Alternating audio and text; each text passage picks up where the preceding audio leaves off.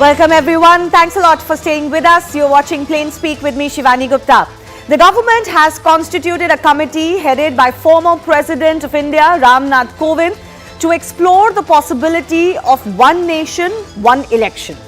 The move comes a day after the government also called a special session of Parliament between September 18 and 22, although it is unclear what the agenda for that session is. Now, over the years, Prime Minister Narendra Modi has been pushing this idea of simultaneous Lok Sabha and state assembly elections. He had said, for example, in June 2019, soon after his re-election, that a committee will be formed to examine this issue and a meeting of leaders of political parties will also be called. Now, that finally seems to be happening. Many opposition parties see red over this, given that 5 state elections are near before the next general elections. While speculation is rife and opposition fears it, it is unlikely that the idea of one nation, one poll will be implemented this soon.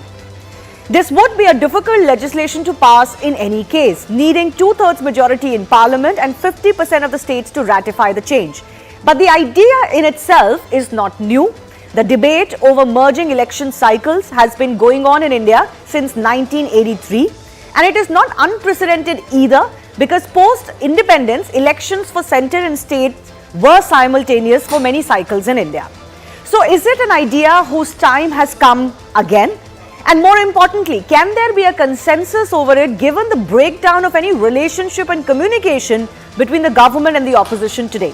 We'll take that question to our guests in just a bit, but first up, take a look at why simultaneous polls have almost become a necessity in India, whether they happen once or twice. Whether it happens once every 5 years or twice every 5 years is frankly another matter, but fundamentally India needs to be pulled out from a perpetual election cycle which we have gotten into. So take a look at how just the last 5 years have gone. 2019 of course was the big Lok Sabha elections, and there were also 4 cycles that happened, including 8 different elections. So in April, May, there was of course the Lok Sabha elections along with 4 other states. October saw 2 more states going to polls. November and December, another state, Jharkhand, and then in December, Telangana also went to elections. So there is no question that all of these ideally can be merged together in one cycle. Now the next year in 2020 also there were 2 cycles, for one state and union territory, that was Delhi. There was the Delhi elections in February and Bihar in October, November. 2021 again there was a cycle with 4 states and 1 union territory going to polls, but this was just one cycle in 2021. 2022 again there were 3 cycles. So February, March there was Uttar Pradesh, Uttarakhand, Punjab, Goa, Manipur. In November there was Himachal Pradesh. In December it was Gujarat. This was of course just last year, and again this year February will have 3 state elections. May there was Karnataka, and then later this year again there are going to be 5 more elections. So as many as 9 states are going to polls this year. So the big question that emerges is whether this can all be merged at least in 2 cycles in 5 years or 3 cycles in 3 years. But also take a look at the history of the simultaneous polls in the nation, because as I mentioned, this is not something that is going to happen for the first time if this new provision becomes a reality. So elections were conducted in India for the first time in October 1951. Then it was, which went up till February 1952. Assembly and Lok Sabha polls were conducted together. Similar pattern was seen in 1957, 1962 and 1967, where polls were conducted simultaneously across the country for both the Lok Sabha and for the Rajya Sabhas. But this pattern and election could not be maintained after 1967. It became almost impossible to continue because of various political scenarios, and since 1967, elections have not been able to align once again. The idea, as I mentioned, is also not new. This is something that was mooted in the annual report of the Election Commission way back in 1983. The Law Commission's report also referred to it in 1999. Politically, former Prime Minister Vajpayee had tried to broach this subject with political rivals in 2003, and even in 2010, L.K. Advani took up this issue once again with the then Congress government. The recent push has come ahead of 2014 Lok Sabha elections because the BJP actually added this in their manifesto. After Prime Minister Narendra Modi floated the idea once again in 2016 in his first term, the Niti Aayog prepared a working paper on the subject in 2017. And more recently, former CEC Sunil Arora has also been on record to say that this idea is a very desirable goal, even though everybody accepts that this is going to be a difficult goal to achieve. So while it may be desirable, there are many concerns over not just how this idea will become a reality, whether it is even feasible in such a large country as India, but there are also some other political concerns as far as one election, one cycle or simultaneous elections are concerned. So let me take you through some of those arguments. Now naturally, the arguments in favor say that this allows governments, centre and state governments, to focus more on the work rather than be in election mode and do campaigning, and therefore the political priorities shift almost every year and continuously. The argument against is that actually this could hurt the prospects of regional parties, especially the smaller of the regional parties.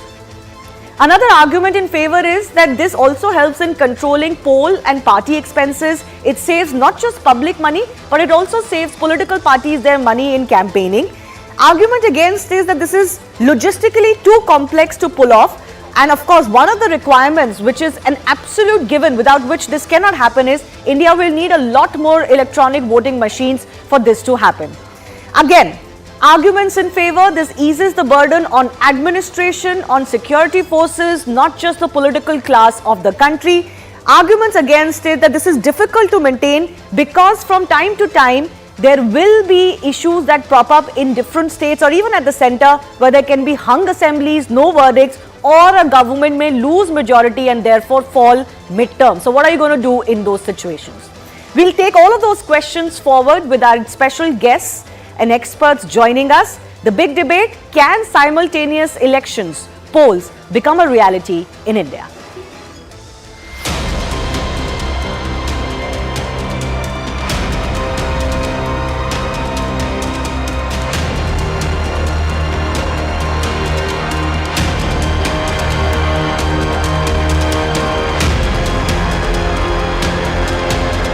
अभी नया नया जो विषय आता है देश के हित में, उसका तो चर्चा तो करना चाहिए।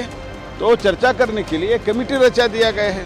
तो इसका अर्थ ये नहीं है कि कल से ही हो जाएगा, ऐसे तो हमने थोड़ी कहा है। देश की सबसे बड़ी आबादी के राज्य उत्तर प्रदेश की जनता की ओर से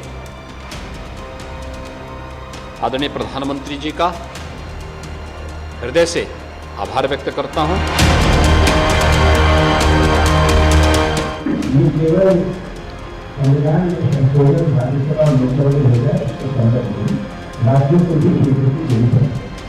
पर जो राज्य बीजेपी हैं वो वहाँ अपनी विधानसभा बना सकते। Not one nation one election, we want fair election, जो आज देश में नहीं हो रहा है। और ये फेयर इलेक्शन जो हम मांग रहे हैं, ये टालने के लिए ये वन नेशन वन इलेक्शन का ये फंडा लेकर आए हैं। We have to look into this. This is what exactly our reaction to it. If you discuss this and you sort out the problem arising out of it, it's all right.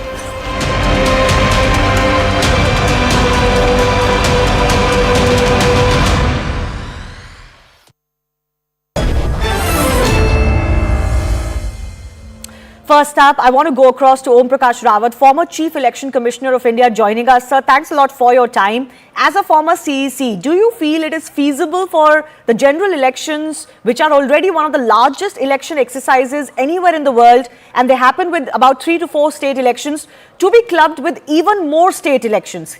Can the Election Commission of India conduct such a large exercise logistically, and would it be feasible even from the point of view of the EVMs?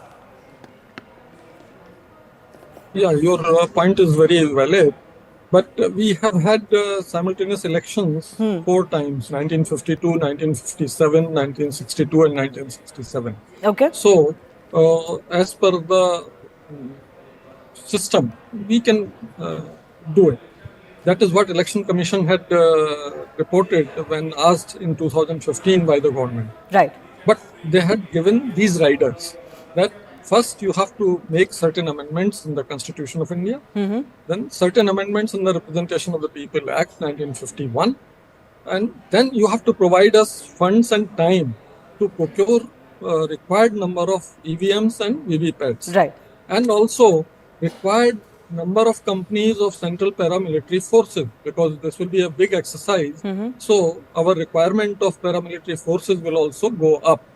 So with that, we will be able to deliver a simultaneous election to assemblies as well as the Lok Sabha.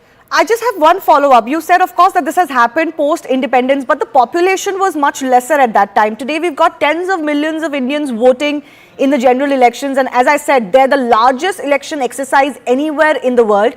So if we were to add half of the states, if not even entire collection of states, you still think that it will be feasible?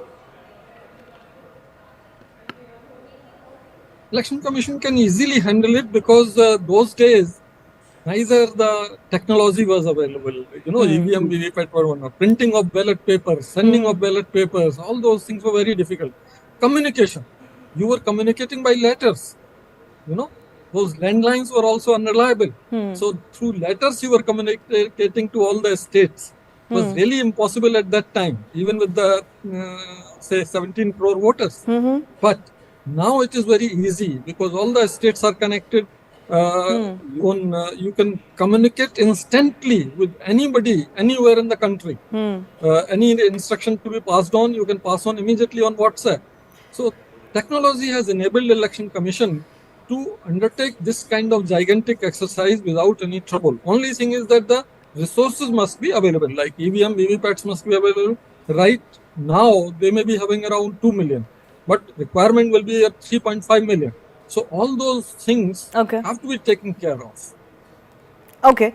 What do you think is going to be the best prototype for a simultaneous elections? Because do you feel this can happen once every 5 years, or do you think we'll need more cycles, like once every 2.5 years, or 3 cycles spread over 6 years? What do you think would be the best way? That depends on political consensus as to what alternative all the political parties, all the political stakeholders agree to.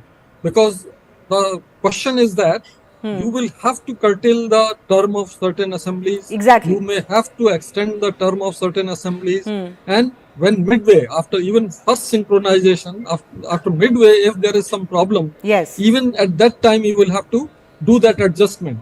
So what alternative all the political parties agree to, that alternative will dictate whether you can go in one go, or you can have in 2 installments or 3 installments. Like Niti Aayog suggested 2 installments. Right. One with Lok Sabha and one midterm, like that.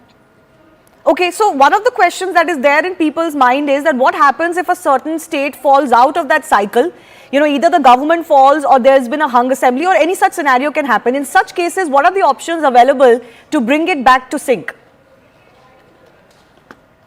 The options suggested in 2015 by the Election Commission were that if the Assembly's tenure is already past 2.5 years, means 50% of the tenure is gone, then we need not go in for election. We can have a representative government and continue. Okay. But howsoever number is any party, they have that much of share in the cabinet making, and they can do. Or we can say that if more than 2.5 years is left, then we will have election for that state assembly separately, but it will be for a limited tenure of that much, so that it again gets in sync with the Lok Sabha election. Well, those are radical suggestions, and we'll have to wait and see whether political parties agree to that. But overall, do you think, as a former CEC, that amongst the agencies, including the Election Commission, there is consensus that something like this needs to be done, that it will be better for India if we had designated cycles and not elections happening every year? Obviously, if it is a designated cycle, it will save a lot of time and focus for the political leadership as well as the administration. Because every year holding elections would mean every year code of conduct is there.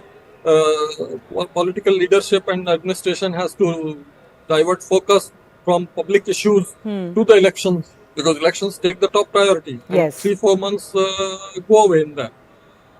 It will be better if we can agree to some permutation combination, like having in 2 installments or 3 installments or fixed date, like that. All those suggestions are there in law commission paper. Okay, I will leave it at that. I do thank Mr. Rawat for joining us and just giving us an idea of how one nation, one poll will be possible and what the contours of that are going to be. Let's also open this up to our guests joining us.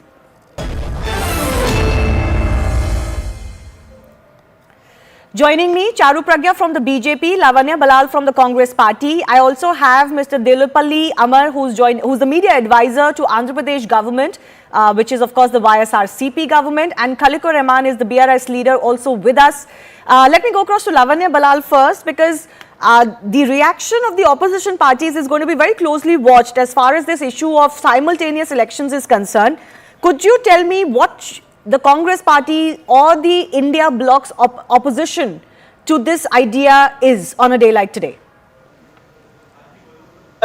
This has not yet been extensively discussed as of yet in the India bloc. Of course, this is one of the points that we are discussing. One of the main points is when we're talking about simultaneous elections for both Legislative Assembly and Lok Sabha.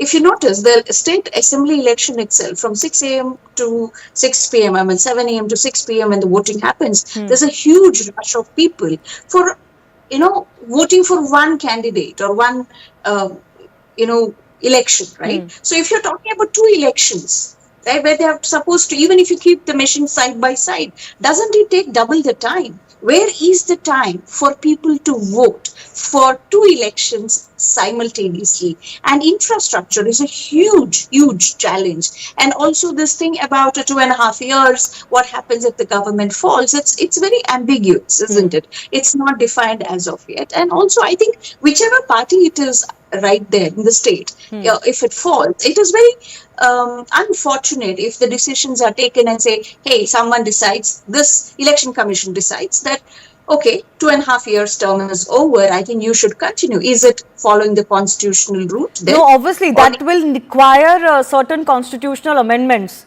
including to the Representation of the People's Act. Yeah, that ambiguity needs to be defined as well. And how is it going to impact the regional parties? India is filled with regional parties, which is very crucial for Indian democracy. So if it's going to be unfair for them, then it has to be relooked. It has to be relooked. But I just want to clarify one thing. You said, how will people get the time from 7 a.m. to 6 p.m. to vote for 2 different elections? So I don't think by a same cycle, it means that both the elections will happen on the same day.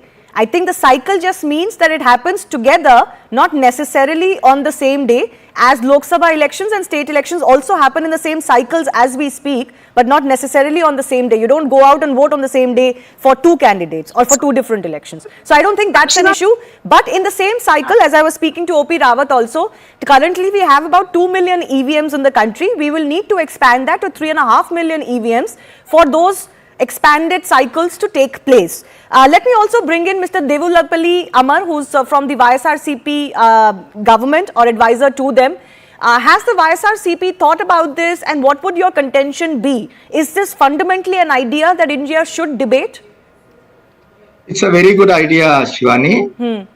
In fact, it's a very good idea, and it's not a new idea, For a long time it is being discussed. Yes. That there should be a simultaneous election for both parliament and assemblies to avoid the frequent election one time. This will be good, but the government, see, it is being discussed from a long time, but government has to, now that government has appointed a committee, that committee will give a report with former President of India, under the leadership of former President of India. But the government should take all political parties in the country to confidence, because, see, there should not be an iota of suspicion among the opposition parties that the government is trying to do something. It is trying to get some mileage in the elections by going into one election. Yes, that is not correct, in fact. But government should be able to convince the other political parties in the country. See, we are in a democracy. We are a federal country, and we should take all political parties into confidence, because there are several regional parties in this country. In several states, there are regional parties in power.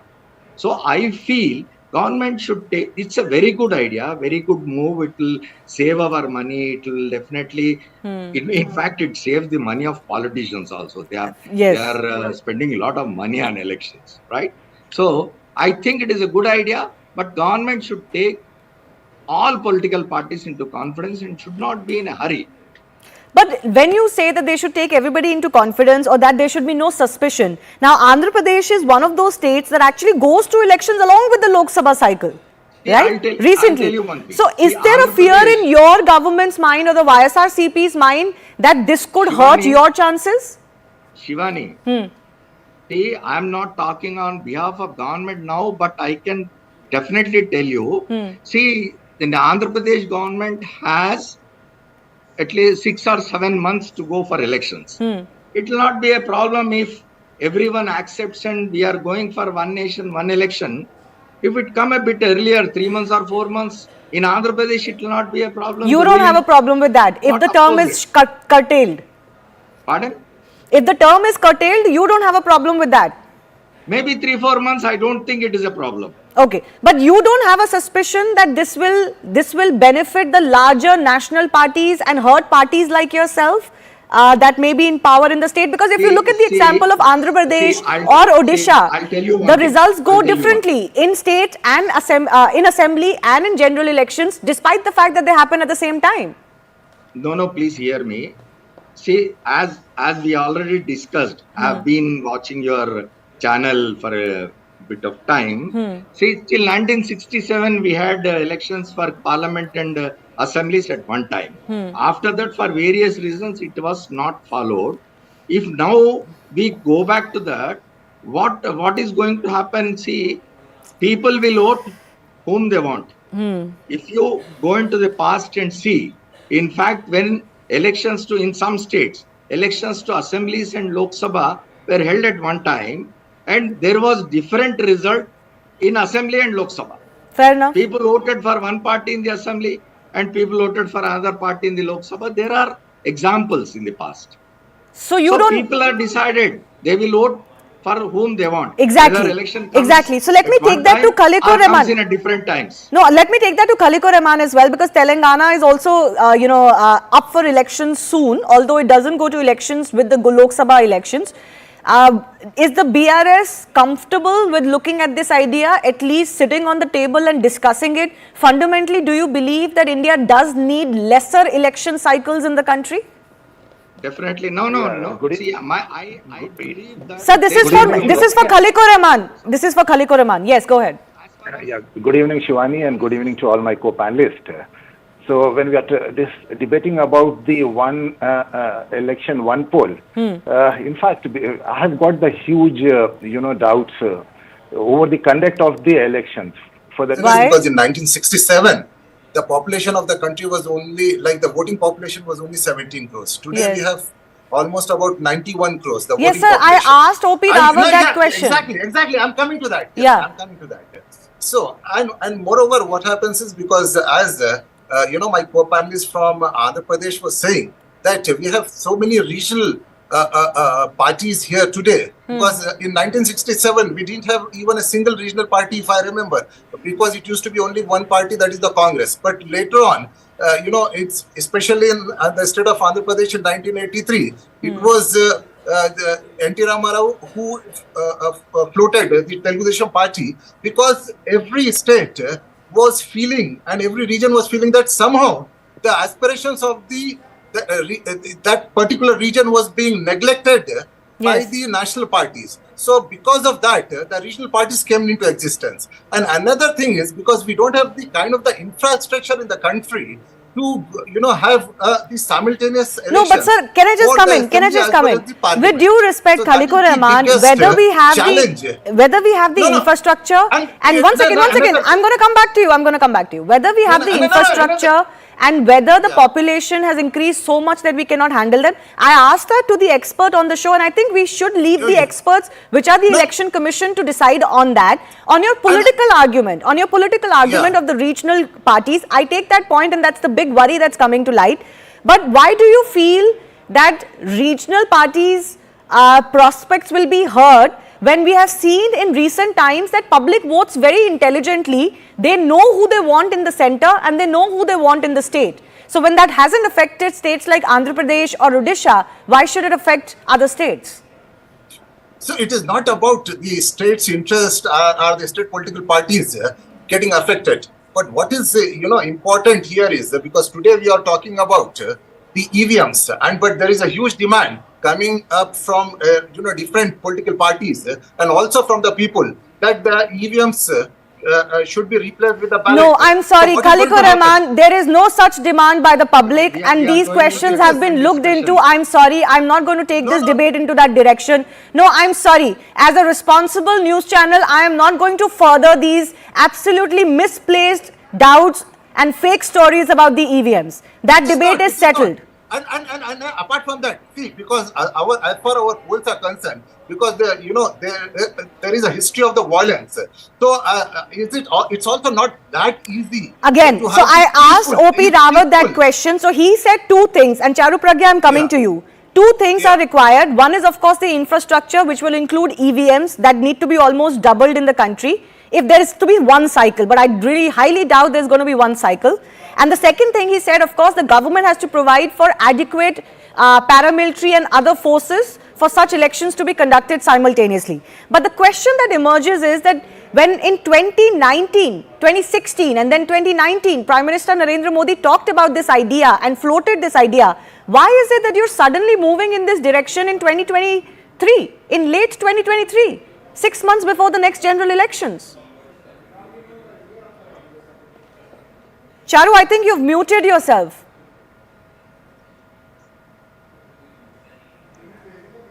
My apologies. Good evening, Shivani, and good evening to all the viewers and my fellow co-panelists as well.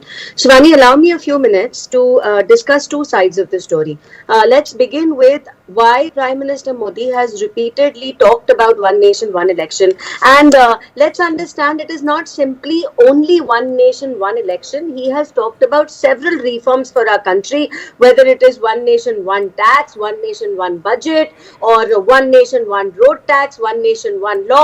All of this falls under the reforms that India has been discussing and looking towards doing, and one nation, one election is a very important one, and I'll explain why. This is not just about the cost of the election, which is very high, looking at our very high population. This is also not just about the number of security personnel and other government employees which are deployed to make these elections successful. It is also not just about the whole moral code of conduct and the state machinery which comes into play repeatedly if the elections are repeated. This is about being efficient. This is about ensuring that if there are a lot of elections which can be clubbed together, why not look at doing it that way?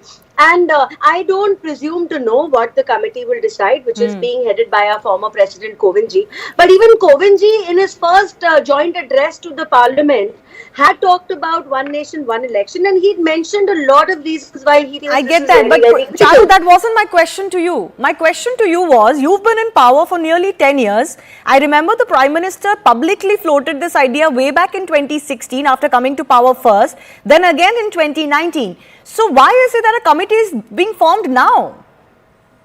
Shivani, there is a right time for everything. And how is this the right time? You'll barely be able to do this before the next general elections. I'll tell you why. I'll tell you why. Yeah. So, let me first give a little bit of background facts. So, starting from now till Lok Sabha elections and a little after, 12 states go in for elections. 12 states, and I can list them out for you from the 5 state elections happening in Madhya Pradesh, Chhattisgarh, Rajasthan, Andhra, then the next lot of Haryana, Maharashtra, Odisha, Arunachal. So 12 of those states and plus the Lok Sabha elections, please tell me if the Niti Aayog, if the committees working together, can we not make things easier? And if the question here is, are you saying, I'm coming to the timing as well. Are you saying, once again, are you saying that without the 2/3 majority that you need in Parliament, without the, I think you almost barely have the 50% states who can ratify this, how are you going to bring in this reform? And I am calling it a reform because I think it's a reform, but how are you going to push it at this stage when every party and your opposition bloc is basically focused on defeating you in the next elections? They're not going to let this pass. This is not going to become a reality before 2024 or for the 2024 elections. So let's just hope, Shivani, that for the sake of the betterment of this country and for better reforms to be put forward in India, the opposition parties align on some critical issues at least. And we've seen in the past that they haven't done that. They haven't done that for very important issues, whether relating to women or relating to our security. That being aside, now when people would ask, BJP's manifesto has always talked about the Ram Mandir. Why did it take you so long since the inception of the party in 1980? No. I'm not getting into that. Ram Mandir is not comparable. Ram Mandir was under legal cases. So please don't compare to that. But let Lavanya come in. Lavanya has been waiting for some time. Yes, Lavanya. See, I've heard the expert on the show, I've heard you, Shivani, I've heard the BJP's Charu. What is not clear at the end of the debate for me is, when you're talking about 2 cycles, isn't that same amount of expenditure that is being spent and the manpower being spent currently? I mean, what is the difference between the current election cycles and this one nation, one election? If it is going to be 2 set of, elections in that whatever. No, but Lavanya, if instead of being in election mode perpetually every 6 months, as is the case today, if India goes to polls every 2.5 years, obviously the movement of the troops, the movement of the officials who conduct elections, and the time spent on conducting an election, the focus of a sitting government, all of that gets reduced, right? So there's naturally sense in a 1 cycle or 2 cycle over a 6-month cycle. Yeah, Shivani, but only the states going to assembly elections are supposed to be in election mode and not the entire setup, or not the party from all the way from Kanyakumari to Delhi need not be on the election mode. That is what our democracy might be being directed. But that's not usually the case. Charu wanted to come in. Yes, Charu. Can I quickly get a word in? Yeah. Very quickly. I won't take time. So, Shivani, in 2018, when the Lok Sabha elections happened, there were 3 states that went into election and all of them voted with the Lok Sabha polls. All 3 states of Andhra Pradesh, Odisha and Arunachal Pradesh. And the Indian electorate today is intelligent enough to distinguish between a local election, a state election and a national election. Please trust me, when people bring about challenges like infrastructure, India has overcome greater challenges than merely that, and for the good of the country and to make sure we are not wasting human resource and money and energy and putting everybody in the same rigmarole and cycle repeatedly, we can very, very definitely discuss one nation, one election in a constructive manner. A committee has been formed. I'm sure it's going to be discussed in Parliament. But if you want what is better for the country, should you not base your arguments on fact and logic and not merely stand to oppose everything that Prime Minister Modi proposes? Hasn't it become as simple as that for the opposition parties today? I would like to quickly ask something with Charu. Okay. Yeah, this is what I'm trying to understand, Charu. Right now, assembly election just happened in Karnataka. From 7 a.m. to 6 a.m., it was such a huge rush. And a lot of people also missed out on voting because they didn't have time to vote before the election timing got over. Right now, you're telling me 2 elections on the same time or the same day is happening. Where is the time? I mean, are you going to run the election for 48 hours? How does it work? We are trying to understand, Charu. Okay, let her respond, please. So, yes, and I will respond very peacefully to that. So, let me give you the example of Odisha. Everybody voted, they managed to vote. It's also a politically very aware state. Same can be said. Can I please finish? I am giving you reasons as to why your argument does not stand. It does not stand. You have a problem with the number of booths. Why don't you propose that the number of polling booths be increased? Don't speak over me, please. I am not in a place with great internet connectivity. So, Shivani, I'm going to repeat myself. Yeah, very quickly, if the please. opposition has a problem with the queues, isn't that a constructive suggestion to give to the committee later and say, please increase the number of polling booths? Why should you simply just say, we don't believe in one nation, one election because Modi ji proposed it? So, let's stay away from that. Okay. Can I just come in? I think we're getting lost. One second. One second. I need to take final comments from our other guests also. Lavanya, I took that point about you. How much time will a voter have to go to the voting booths? But I think you're fixating on what is not the real issue here. The elections in each state for the Lok Sabha and for the Vidhan Sabha need not happen on the same day. No, Shivani, if it is happening on 2 separate days, then what is the difference between the current cycle and that? Because the cycle is not 6 months apart or 2 years apart. I'm not sure why you're not understanding that. Shivani, it's like Charu said, everybody can with pick out multiple one more day. booths. Okay. Where are you getting the money and infrastructure for multiple booths, Shivani? No, you're not understanding, ma'am. The same number of people can conduct elections on 2 days. They're already in that state.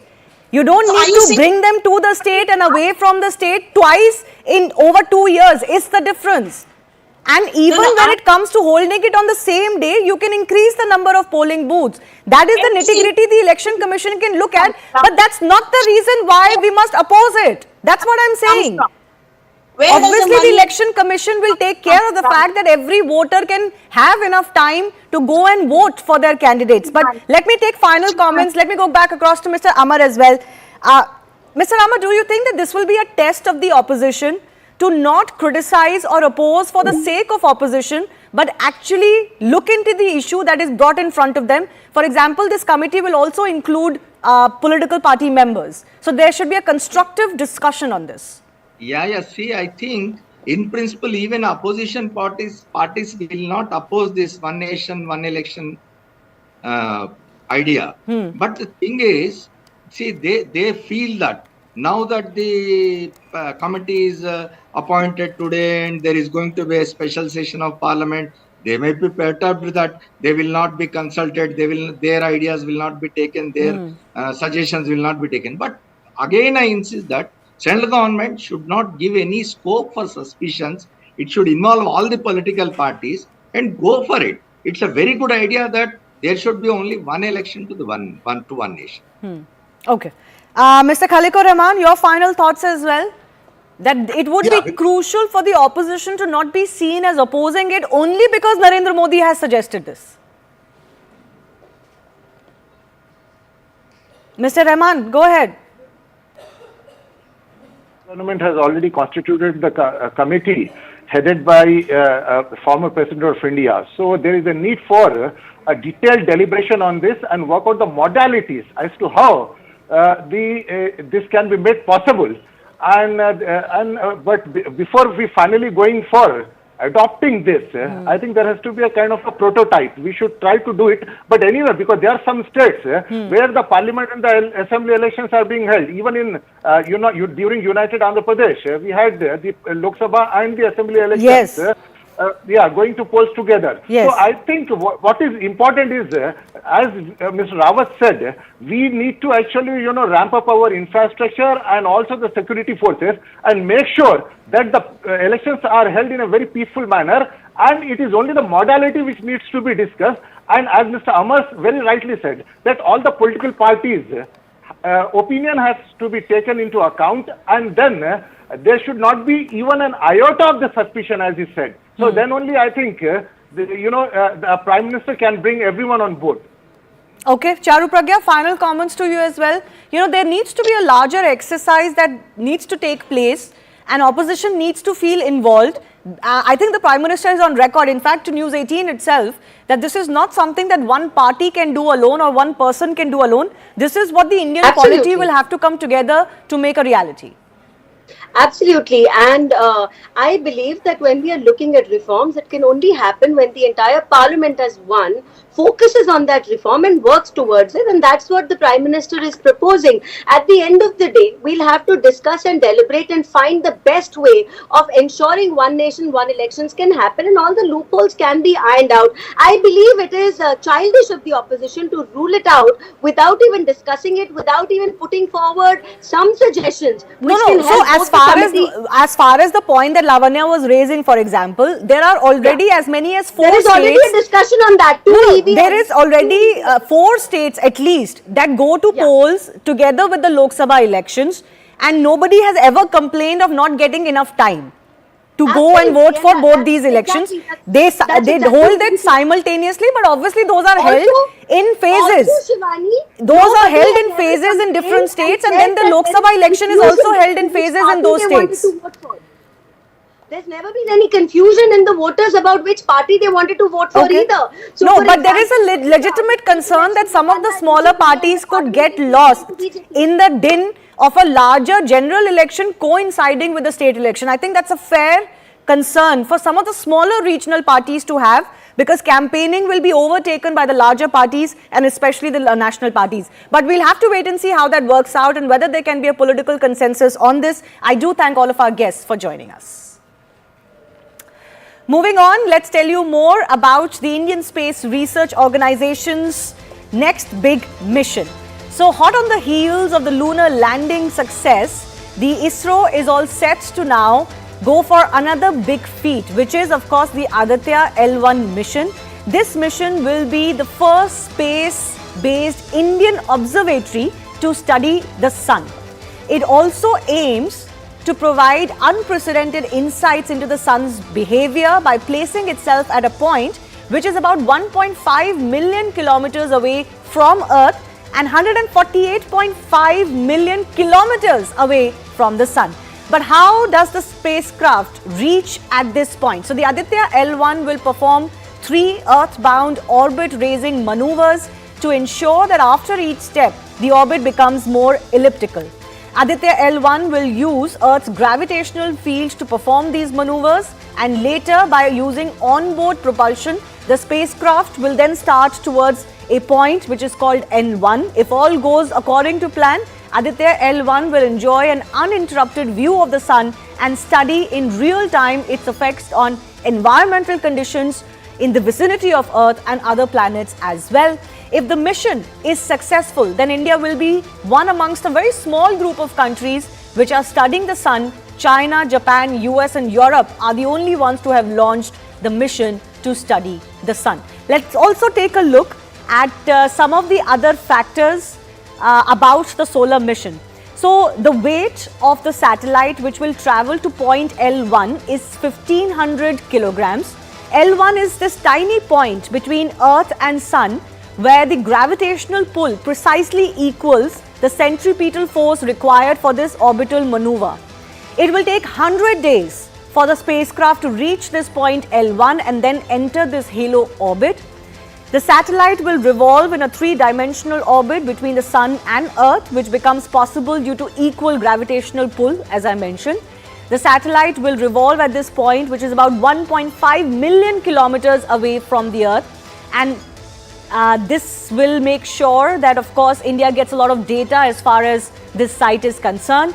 7 payloads are also on board the PSLV-XL rocket, which will help the spacecraft reach there.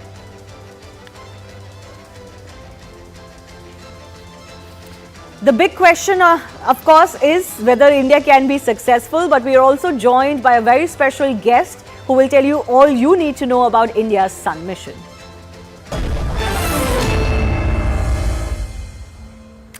G. Madhavan Nair, former ISRO chairman, is joining us to talk more about this, and thanks a lot for your time, sir. There are many questions or possible mysteries about the sun, but what are those big questions that scientists like you are grappling with that this mission can answer, and how does that benefit the ordinary public? If you could explain that in layman terms.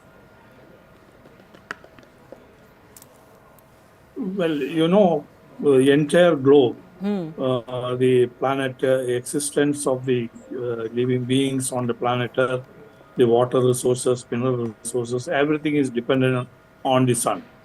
So to have a clear understanding of the sun is very, very important.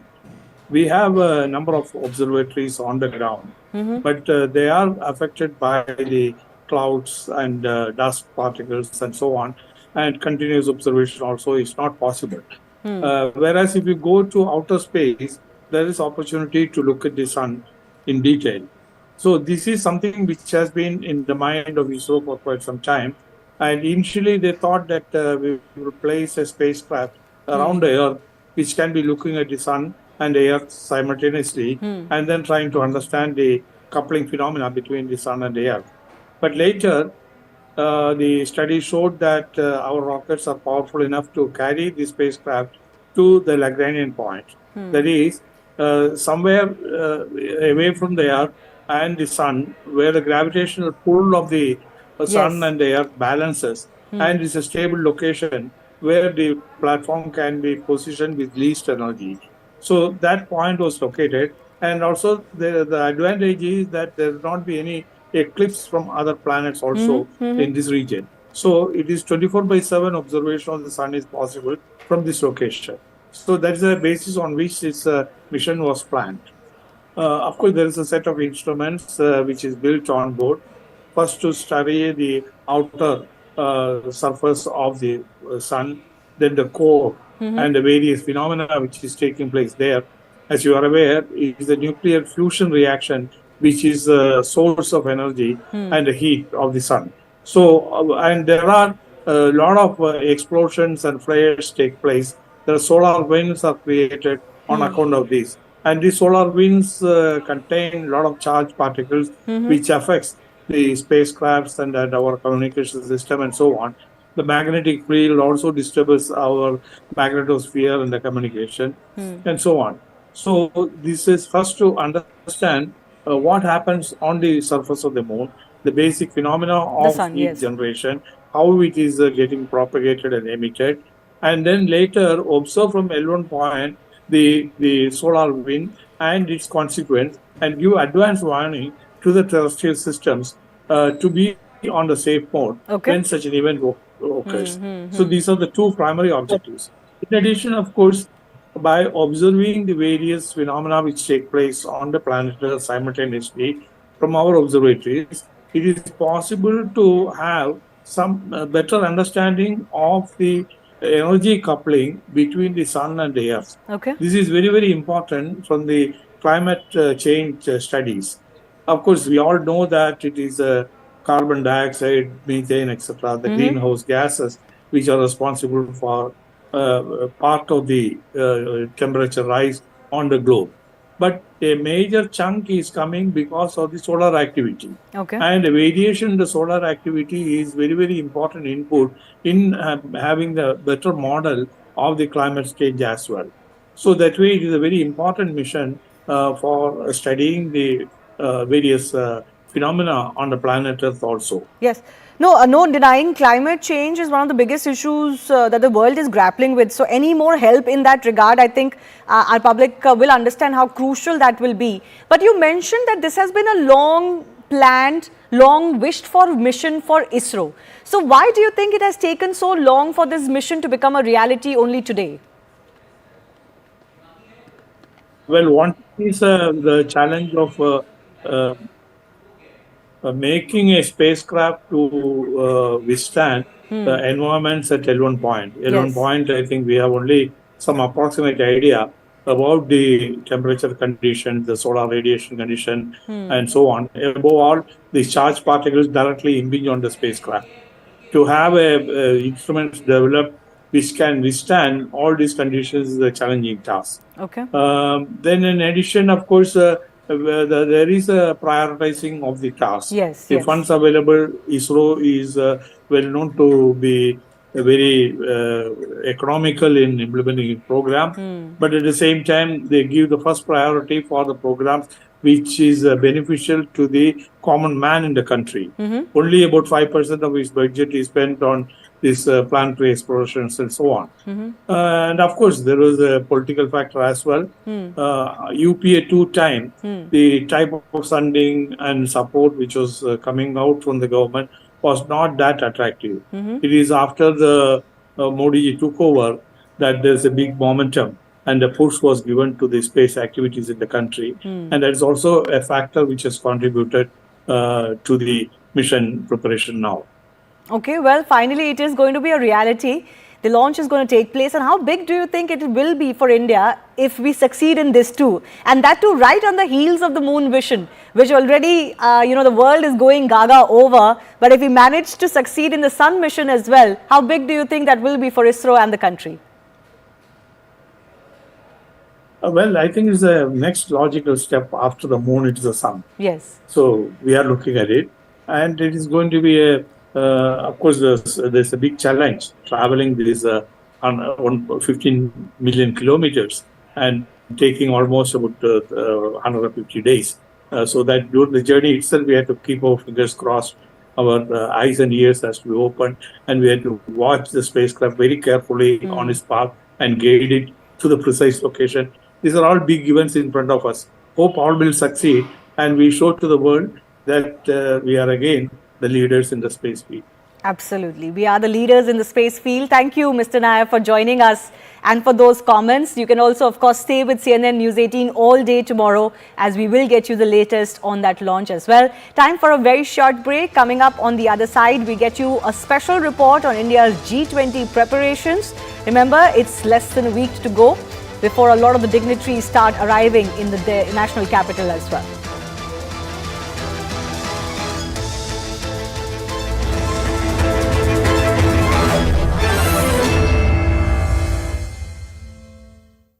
Brought to you by which are near the center of the solar disk.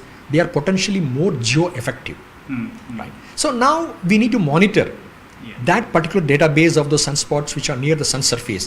Whether the size of the sunspot is important, whether the appearance of a sunspot of a new polarity by the side of an existing sunspot is important. All these things, as we know, that we need a statistical data set, which hopefully at the end of these 5 years, or touch wood, if it goes beyond the 5 years also, we should have enough statistical data to come out with a better understanding of what we are as on date.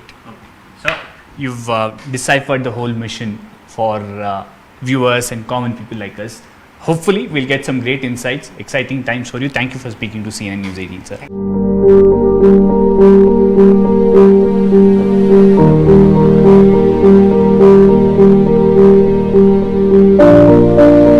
After conquering the moon with Chandrayaan-3, ISRO is setting its sights on the sun. ISRO will launch the PSLV C-57 for the Aditya-L1 mission on the 2nd of September at 11:50 a.m. from Sriharikota in Andhra Pradesh. The Aditya-L1 will be India's first ever mission to study the sun. There are many more missions we should do. It's not limited to moon. We need to go to Mars, we need to go to Venus, we need to understand other planets, sometimes go out of our Earth solar system also to other exosolar planets. So all these are needed. We should do all of this. These are first stepping stones of achieving that. For our generation, this is a step. Then for next generation, there will be many bigger steps.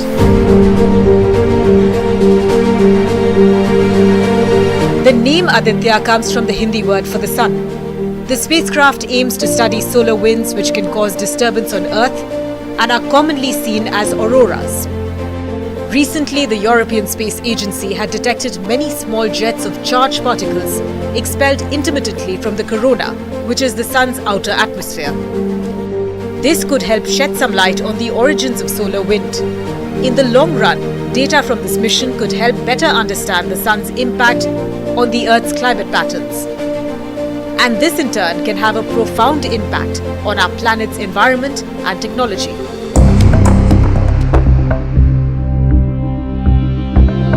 India's heavy-duty launch vehicle, the PSLV, will launch the Aditya-L1. The spacecraft will travel 1.5 million kilometers in about 4 months to study the sun's atmosphere. Aditya-L1 will go to something called a Lagrange point, which is where objects stay put because of balancing gravitational forces and thereby reduce fuel consumption for the aircraft. The spacecraft will be put in orbit around the L1 point, from where it will be able to observe the sun without any obstructions. No, actually that is a study project. I think they are going to study at a distance of 15 lakh kilometers. It is going closer to sun, and they are trying to understand the core, and it's a good project. See, in ISRO we have no dearth of knowledge or intelligence or anything.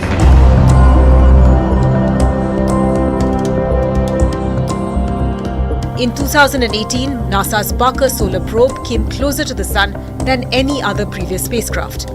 It went right through the sun's outer layer and endured extremely high temperatures exceeding 1000 degrees Celsius. But the Parker Solar Probe continued to function without any issues. On the contrary, the Aditya-L1 spacecraft will be positioned much farther from the sun than NASA's Parker Solar Probe. It will not encounter such intense heat.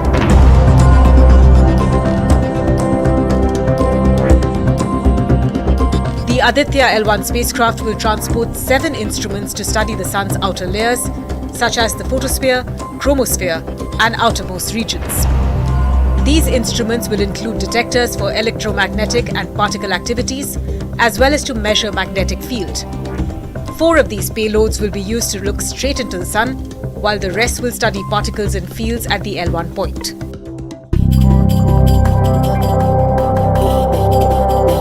So why is studying the sun so critical? That's because solar weather and environment affect the weather of the entire solar system. Variations in this weather can change the orbits of satellites or shorten their lives. They can interfere with or damage electronics on board and even cause power blackouts and other disturbances back on Earth. So knowledge of solar events is key to understanding space weather. The sun's extreme heat and magnetic behavior can give us insight into our galaxy and far beyond.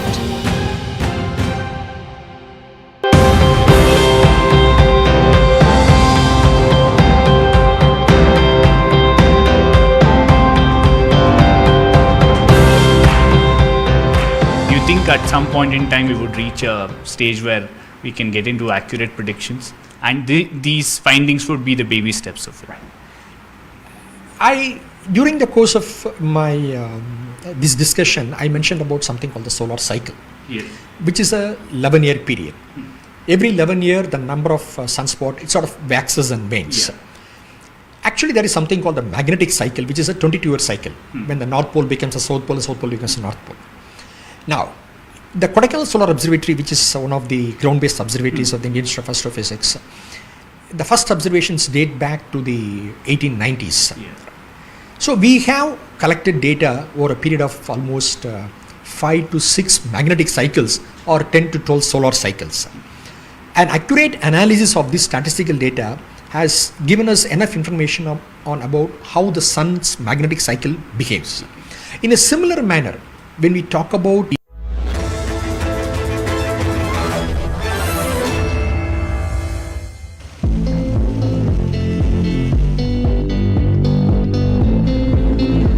as the nation gears up to welcome the dignitaries and the carpets are rolling for the G20 summit, the national capital, which is hosting this particular G20's mega event, has been decked up and will take you on a ride on to where and what has now changed in the national capital here in Delhi. So let's take you on a ride to, in fact, the New Delhi and show you what has now changed.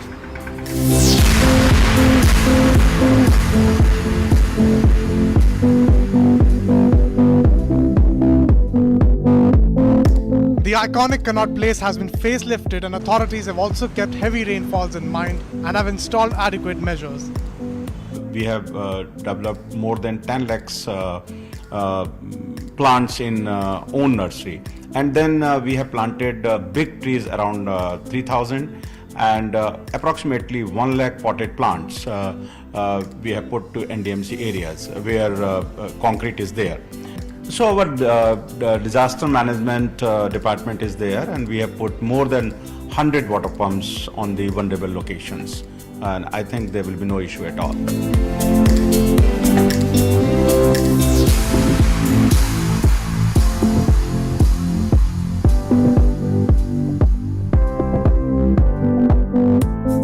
See, right behind me is Lieutenant Governor of the National Capital Territory of Delhi, Mr. V.K. Saxena, reviewing, the plantations have been done near, in fact, the Rajghat. He's currently reviewing the situations here. Remember that the beautification of the national capital is one of the main and key features when it comes to, the preparations for the G20 summit is concerned. You can see the Lieutenant Governor of the national capital very, very clearly reviewing these situations here in fact, Delhi's Rajghat area.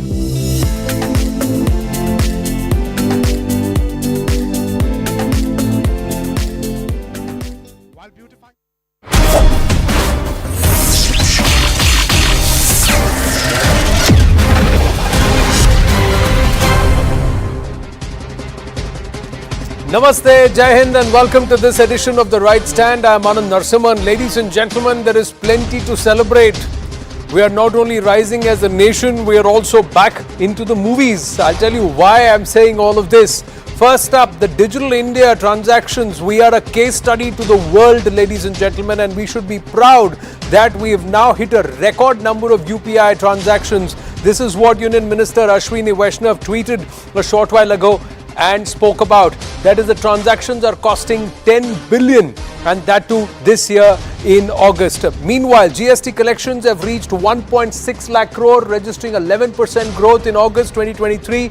Domestic transaction revenue has seen a 14% rise. And also, this is Digital India's record, and we've seen also the overall domestic transactions that we are talking about, that it's reached, GST collections have reached 1.6 lakh crore, report 11% growth in August 2023. Domestic transactions revenue seeing a 14% rise, but